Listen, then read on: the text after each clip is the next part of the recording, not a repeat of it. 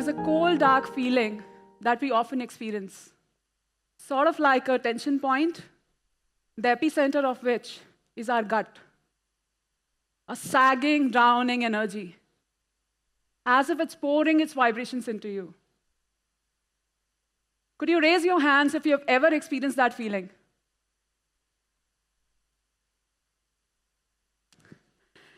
It was a Friday in September 2016. I was leaving for work and walked to my car. And I experienced the same drowning feeling. My 3-year-old daughter, Ishna, was down with fever since 2 days. And something in me told me that I just had to take her to the doctor again that morning. I went back home, and in a few hours, we were at the clinic. The doctor took the pulse and noticed it had significantly dropped, and she suspected pneumonia. She arranged for Ishna to be rushed to the hospital, and shortly afterwards, I was with Ishna in that ambulance to Columbia, Asia.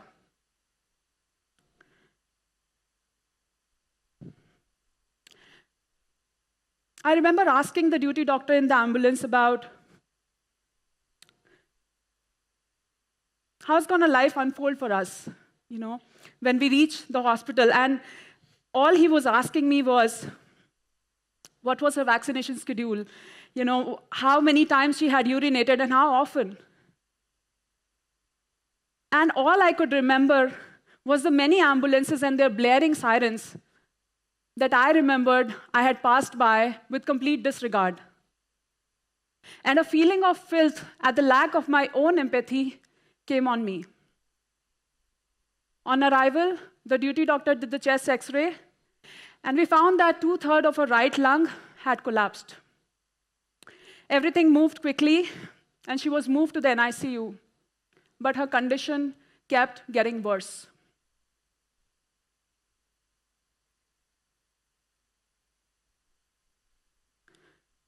Reading to Ishna was our sacred nighttime ritual.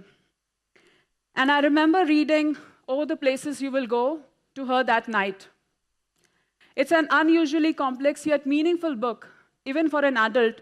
So I told her that we would finish the rest of it during our stay in the hospital as she recovered, and that we will soon have this behind us before her 3rd birthday, for which we were flying to Sri Lanka. Early next morning, she was sedated and put on a ventilator.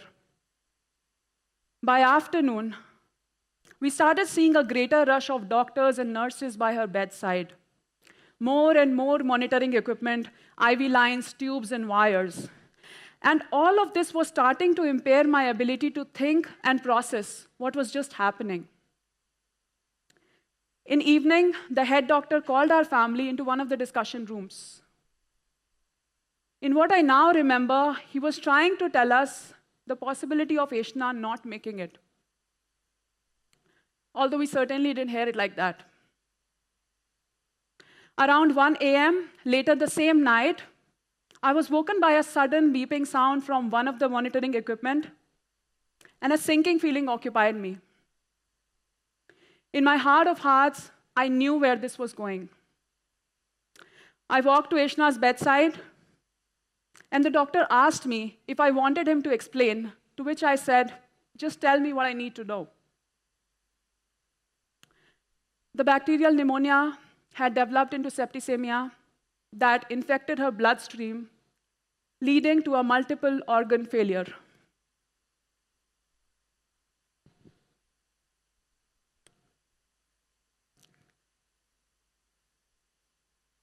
Moments before permitting the final CPR, I remember asking the doctor if it was possible to replace the failed organs, to which he replied, "You don't understand."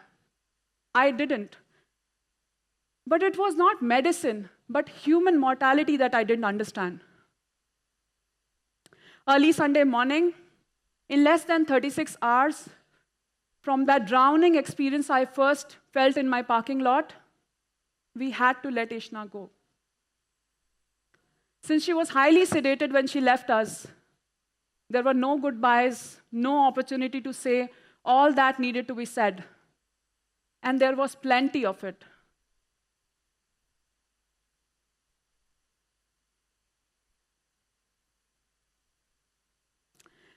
To prepare for Ishna's longest and the final journey alone, I went home to get her things.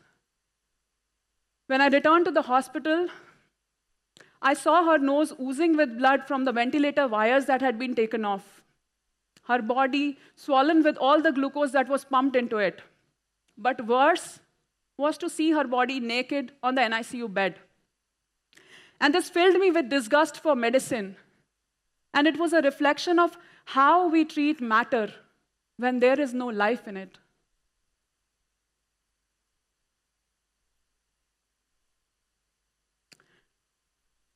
Our minds were largely dysfunctional.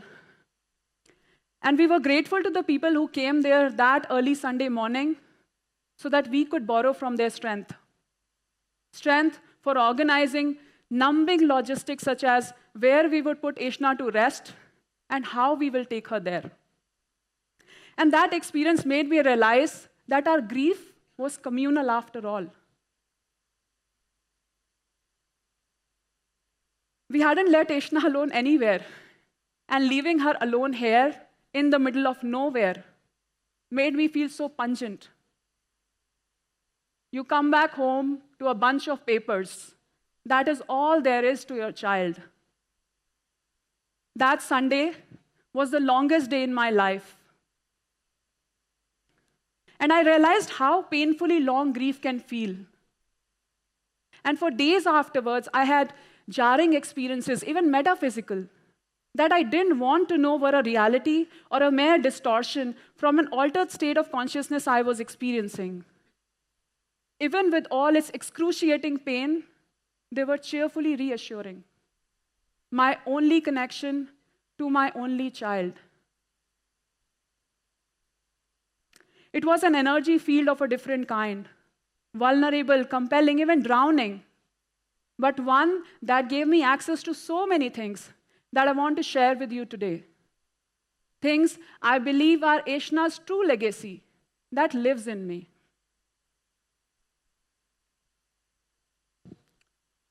So, what is loss?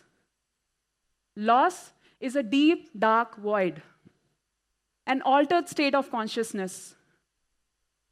We don't understand loss, so we deny and avoid it. Our education, community, workplaces don't teach us how to handle loss. And yet, we are needed to maneuver our life through this adversity or help someone else's. I remember how I had handled grief as an adult. When there would be a death in the family, I would ask my mother, "Mummy, aap jao." Part of it is also because of the way that we treat loss as a cursory phenomena, even natural. Afsos karate hain. We don't understand loss. We don't. But my story is not about the loss of a loved one.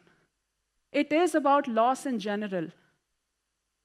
Loss is also the death of intimacy, of a relationship, the loss of joy in our lives, of everything you have ever invested in someone or something, and it never pays off. But in that loss is also the most profound seed for transformation.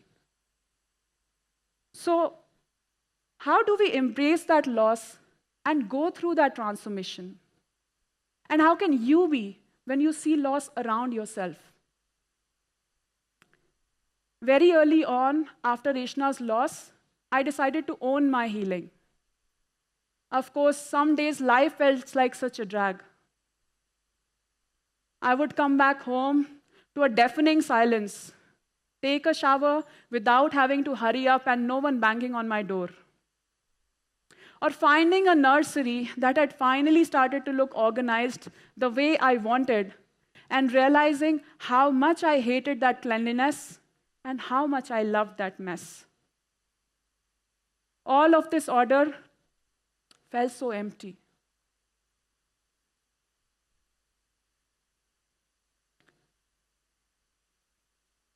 But this experience also made me realize that healing was not a linear, but a cyclic process.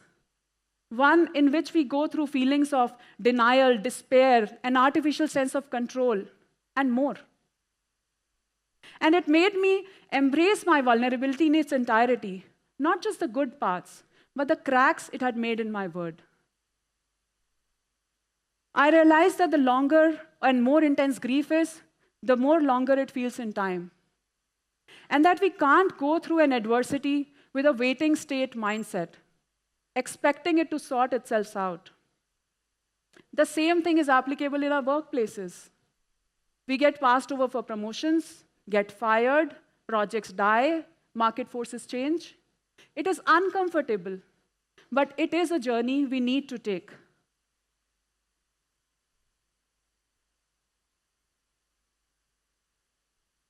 A natural response for some people is to distract themselves, deny or numb grief as if it doesn't exist. But we need to find ways to reflect and express for what it means for us. Accepting grief doesn't mean accompanying it to the dark alleys it is trying to take us to, but observing it. Much like how we observe ourselves when we meditate. Removed, yet completely engaged with it. An objective self-reflection. Because in that self-reflection, we understand ourselves and discover the strengths and the blind spots we weren't even aware of. I realized how mechanical our lives had become in all its ambitiousness. And this experience gave my husband and I literally a second chance at life, at work, and with each other.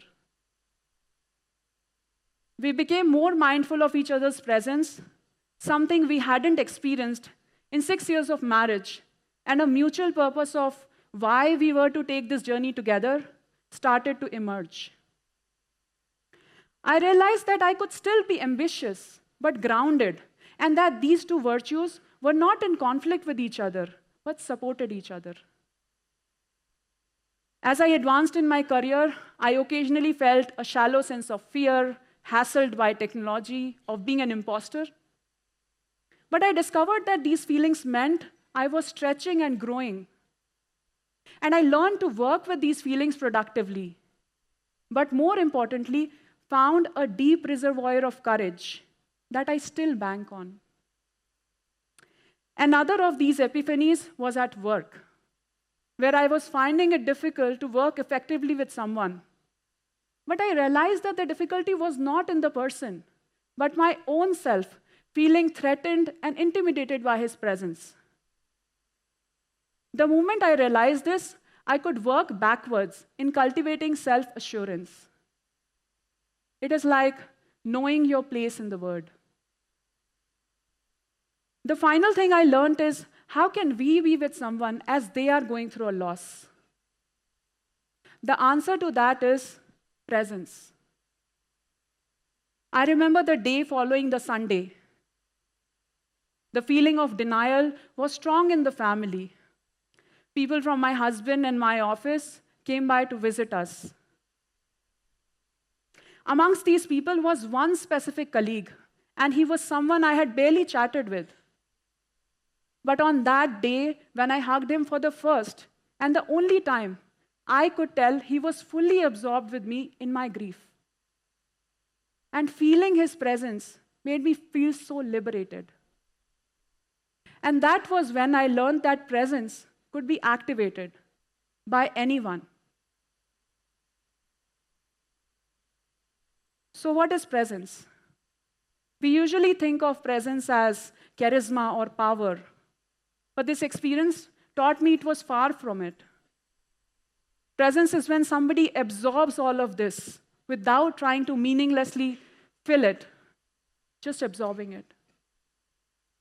Presence is when you're drawn into someone's energy field by their authenticity, their vulnerability, the rawness of their emotions as they are with you. Presence is when you are the singular focus of their attention, as if nothing else exists. Now, the final question is, how can we go through this transformation without going through a loss. And if we can do it. So if you can do all this, not just as a transactional self-improvement ephemeral exercise, but as a deliberate part of how you experience life every single day, you will have nurtured that seed of lifelong transformation. If in the anarchy of what feels random and chaotic, you can put purpose, presence, a deep relationship with work and life, and almost a cosmic sense of self-awareness, as life is happening to you right now, you will have engaged more fully with life. But this transformation cannot exist in a vacuum. It has to be blended in our everyday work and life. Because work is where we spend most of our time, talent, and energy. It's a bit like Sufi whirling, which is a form of active meditation practiced since the 13th century and dates back to Rumi, the greatest poet mankind has ever known. The practice symbolizes dying to an old self and resurrecting a new self. In that, the Sufi experiences a personal space of raw, intimate experience, a deep relationship with work and life, fully engaged and yet in trance. Self-transformation of its highest form. Finally, I want to leave you with a part of the poem that I wrote as a part of my self-expression at that time. Don't shrug grief, mistaking it just happens to other people. It also happens to us, to you.